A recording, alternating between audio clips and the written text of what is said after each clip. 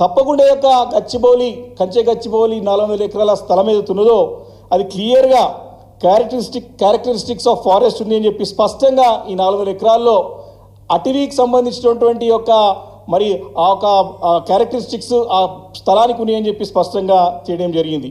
కాబట్టి ఏదైతే wild life protection act 1972 ప్రకారం ఈ 400 ఎకరాల భూమి డీమ్డ్ ఫారెస్ట్గా ఖచ్చితంగా ప్రకటించాలని ఈ యొక్క సెంట్రల్ ఎంపవర్మెంట్ కమిటీ సిఫార్సు చేసే సంగతి తెలంగాణ సమాజం అంతా కూడా మరి గమనించాల్సిన అవసరం ఉందని చెప్పి ఈ సందర్భంగా మనవి చేస్తూ ఉన్నాను. కాబట్టి రాత్రికి రాత్రి మరి దగ్గర 400 ఎకరాల పైన ఈ అడవిని ఖతం చేసి మొత్తం కూడా సాఫ్ చేయించి వందల కొద్ది బుల్డోజర్లతోని డజన్ల కొద్ది బుల్డోజర్లతోని మరి ఈ యొక్క అరాచకత్వాన్ని ప్రభుత్వం ఏ రకంగా ప్రదర్శించిందో మనందరం కూడా కళ్ళారా చూసాం. చూడడమే కాకుండా ఈ వాస్తవాలన్నింటినీ కూడా ప్రజలందరూ కూడా మరి ప్రభుత్వం దృష్టికి తీసుకోవడానికి ప్రయత్నం చేస్తే బాధ్యత గల అపోజిషన్ పార్టీగా మేము కూడా తీసుకెళ్ళే వారు చేస్తే తప్పు అని వారికి చెప్పే ప్రయత్నం చేస్తే ఇవన్నీ ఆర్టిఫిషియల్ ఇంటెలిజెన్స్లో వీడియోలు తయారు చేసుకొచ్చి ప్రజలను తప్పుదారి పట్టిస్తున్నారని చెప్పేసి కూడా ఆ రోజు మరి ముఖ్యమంత్రి వ్యాఖ్యానించడం మనందరం చూసాం. ఈరోజు ఇప్పటికైనా గల కళ్ళు తెరిగి బుద్ధి తెచ్చుకోవాలి ముఖ్యమంత్రి గారు. మరి ఇమీడియట్గా ఏ రకంగానైతే మరి సుప్రీంకోర్టు మనకు తీర్పునిచ్చిందో ఏదైతే వ్యాఖ్యానించిందో ఇమీడియట్గా అడవి ప్రాంతాన్ని పునరుద్ధరించాలని చెప్పేసి తక్షణము ఆ దిశగా మరి చర్యలు చేపట్టాలని చెప్పేసి కూడా ఈ సందర్భంగా నేను డిమాండ్ చేస్తూ ఉన్నాను.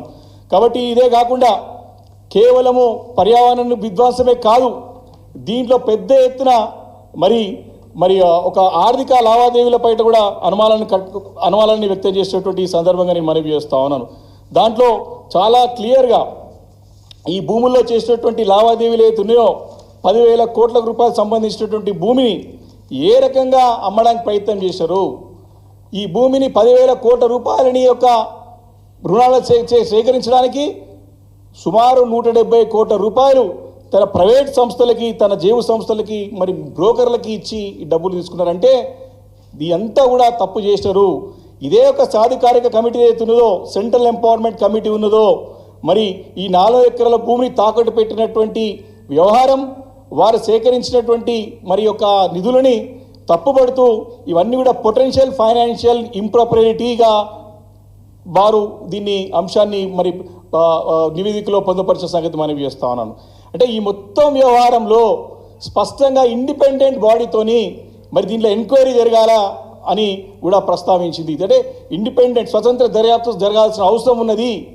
ఈ 10,000 కోట్ల రూపాయల లావాదేవీల్లో దర్యాప్తు జరగాల్సిన అవసరం ఉన్నది ఖచ్చితంగా అని ఈ యొక్క సెంట్రల్ ఎంపవర్మెంట్ కమిటీ అభిప్రాయపడే సంగతి ఈ సందర్భంగా మనవి చేస్తున్నాను. కాబట్టి సుప్రీంకోర్టు చాలా క్లియర్గా అంటే చాలా స్పష్టంగా తెలియజేసింది. మరి ఇంతకుముందు మా నాయకుడు పార్టీ కార్యనిర్వాహక అధ్యక్షులు ఒకసారి చాలా స్పష్టంగా గతంలో చెప్పింది ఇదే మాట చెప్పింది. ఏదైతే మేము మా నివేదికలో మా పార్టీ నుంచి ఏదైతే నివేదికని మేము సమర్పించడమో అవే అంశాలన్నింటి కూడా ఈరోజు సెంట్రల్ ఎంపవర్మెంట్ కమిటీ అని కూడా అభిప్రాయపడ్డది.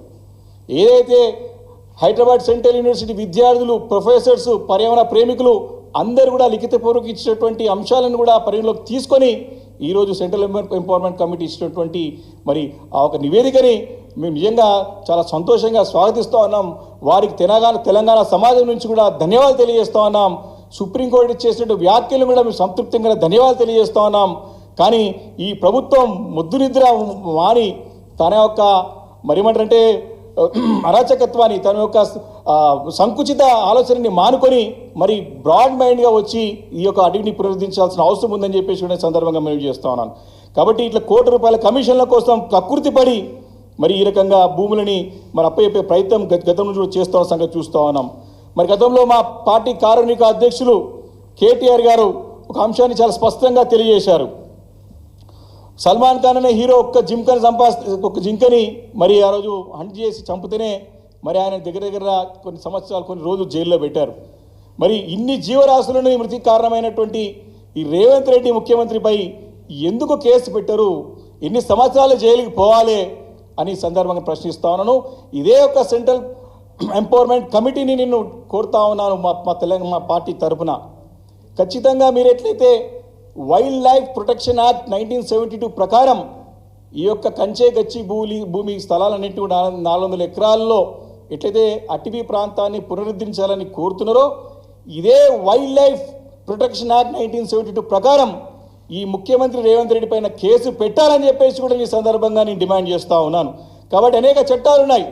వాల్టా చట్టం కానివ్వండి, అదేవిధంగా 1996లో సుప్రీంకోర్టులో ఇచ్చినటువంటి గోవర్మాన్ జడ్జిమెంట్ కానివ్వండి, అదేవిధంగా ఈ ఒక వన్యప్రాణి సంరక్షణ చట్టం వంటి యొక్క అన్ని చట్టాలను ఉల్లంఘించినటువంటి ముఖ్యమంత్రి గారి పైన తప్పకుండా చట్టరీత్యా మరి చర్య తీసుకోవాలి, కేసులు పెట్టాలని చెప్పేసి సందర్భంగా మనవి చేస్తా ఉన్నాను.